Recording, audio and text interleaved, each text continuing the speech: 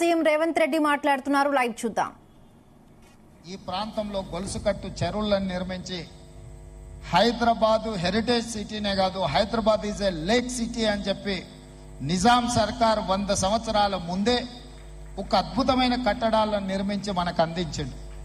వారి వారసత్వంగా వచ్చిన ఈ కట్టడాలు మొన్న జరిగిన ఎండాకాలంలో తాగునీటి సమస్య వచ్చే కృష్ణా గోదావరి ఎండిపోతే హైదరాబాద్ నగరానికి దాహార్తి తీసింది.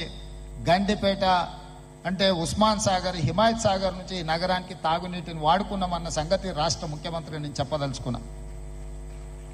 ఈ ప్రజలకు కోట్లాది మంది దాహార్తిని తీర్చే ఈ యొక్క చెరువులను శ్రీమంతులుగా గొప్ప వ్యక్తులుగా ఉన్న వాళ్ళు వాటి పక్కనే ఫామ్ హౌజ్ల పేరు నిర్మించుకొని వాళ్ళ డ్రైనేజ్ కాలువలు తీసుకెళ్లి గండిపేటలో కలిపినారు.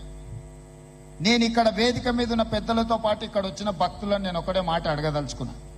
ఇవాళ వాళ్ళ విలాసవంతమైన జీవితం కోసం నిర్మించుకున్న ఫామ్ హౌజ్ల నుంచి వచ్చే డ్రైనేజ్ గండిపేటలో హిమాయత్ సాగర్ తాగునీటిలో కలిపితే ఆ నీళ్లు హైదరాబాద్ నగరానికి తాగడానికి సరఫరా చేస్తుంటే వాళ్ళు నిర్మించిన అక్రమ నిర్మాణాలను వదిలేస్తే ఇక నేను ప్రజాప్రతినిధిగా విఫలమైనట్ట కాదా మీరు ఒక్కసారి ఆలోచన చెయ్యండి.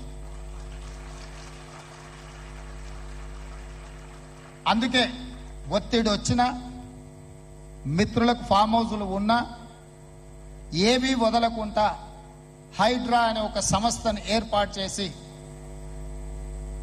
తెలియకుంటేనే ప్రజాప్రతినిధులం కొన్ని మన దినచర్యల్లో భాగంగా కొన్ని తప్పిదాలు చేస్తుంటాం. తప్పుదలు తెలవకుంటేనే కొన్ని తప్పులు జరిగిపోతుంటాయి.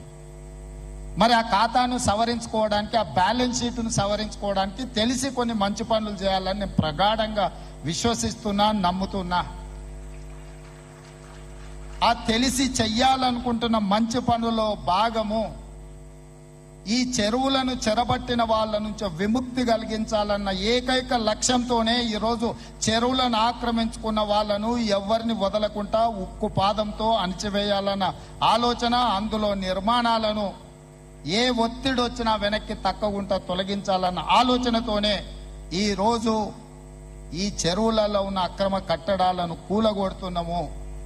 దీనికి స్ఫూర్తి భగవద్గీత అనే కురుక్షేత్ర యుద్ధ సందర్భంలో అర్జునుడు ఆయుధాలను కింద పడేసి రాజ్యం కోసం భీష్మ పితామహుడు, అదేవిధంగా కర్ణుడు, దుర్యోధనుడు, దుశ్శాసనుడు నా సహోదరులందరూ ఆ పక్కన నించుంటే రాజ్యం కోసం వాళ్ళందరినీ సంహరించడం, వాళ్ళని సంహరించి రాజ్యాన్ని సాధించుకోవడం ద్వారా ఏమి ఉంటుంది, ఏం మనశ్శాంతి వస్తుంది అని చెప్పి అర్జునుడు యుద్ధతంత్రం నుంచి తప్పుకుంటా అన్నప్పుడు శ్రీకృష్ణ భగవానుడు బోధించిందే భగవద్గీత.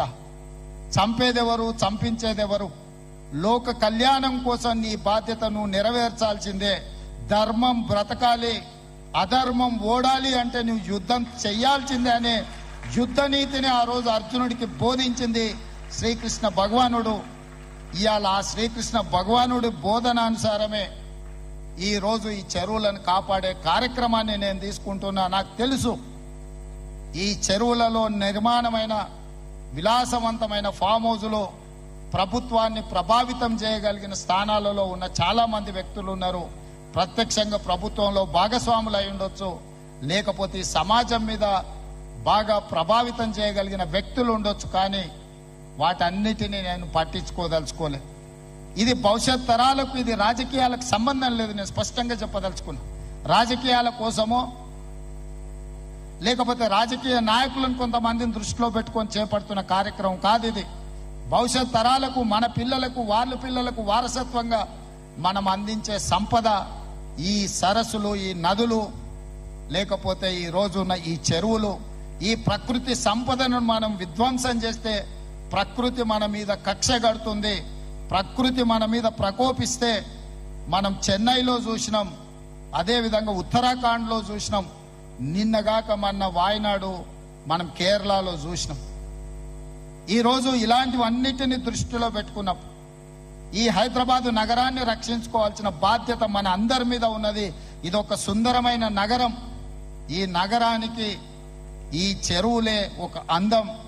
ఈ చెరువులను కాపాడే బాధ్యత ఈ ప్రభుత్వం తీసుకుంటుంది.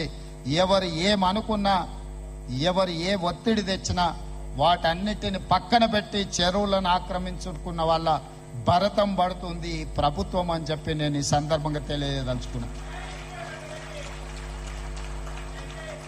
ఆనాడు కురుక్షేత్రంలో ధర్మం వైపు శ్రీకృష్ణుడు అర్జునుడు నిలబడ్డందుకే ఈరోజు ఆ ధర్మం అనేది కాపాడింది. వాళ్ళు ధర్మాన్ని కాపాడితే ధర్మం మనల్ని కాపాడింది. ఈరోజు మనం చేస్తున్న పని కూడా అలాంటిదే. మీ అందరి సహకారం ఉండాలి. అదేవిధంగా నిర్వాహకులకు ఈరోజు విద్యకు సంబంధించి లక్షలాది మంది నిరుపేద విద్యార్థులు, ఎస్సీ, ఎస్టీ, బీసీ, మైనారిటీ, ఆర్థికంగా వెనుకబడిన వాళ్ళు ప్రభుత్వ పాఠశాలల్లో చదువుకుంటున్నారు. వాళ్ళకి సరైన భోజనం, పోషకాహారం మేము అందించే దాంట్లో కొంత అటు ఇటుగా ఉండడం వల్ల హరే కృష్ణ ఫౌండేషన్, అక్షయ పాత్ర ద్వారా వాళ్ళకు ఒక నాణ్యమైన భోజనాన్ని అందించడానికి అవసరమైన సహకారాన్ని ప్రభుత్వంతో కూడి ఒక కలిసి అక్షయ పాత్ర ద్వారా ఈ హరే కృష్ణ పెద్దల ద్వారా ఈ రాష్ట్రంలో ఉండే లక్షలాది మంది విద్యార్థులు